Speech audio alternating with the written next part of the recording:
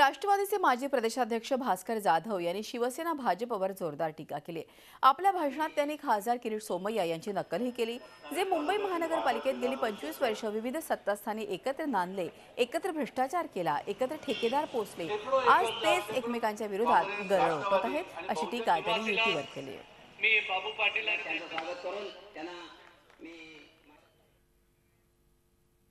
ज्या पद्धतीने मुंबई महानगरपालिकेमध्ये आपण पाहतो की 25 वर्ष दोघे एकत्र राहिले, दोघांनी एकत्र कारभार केला, दोघांनी एकत्रितपणे भ्रष्टाचार केला, दोघांनी एकत्रितपणे मुंबई महानगरपालिकेचं वाटोळं लावलं, दोघांनी एकत्रितपणे मुंबई मधल्या जनतेला अक्षरशः विकासापासून कोसो मैल दूर ठेवलं।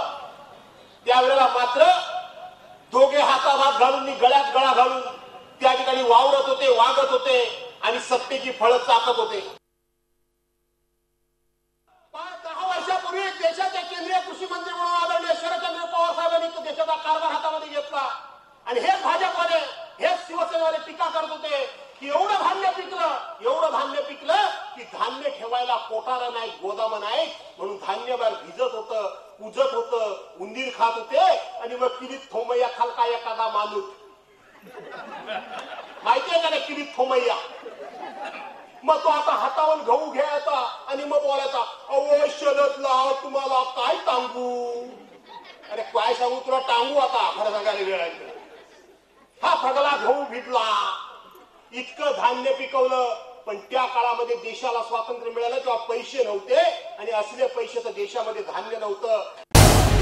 झी 24 तास रहा एक पाऊल पुढे।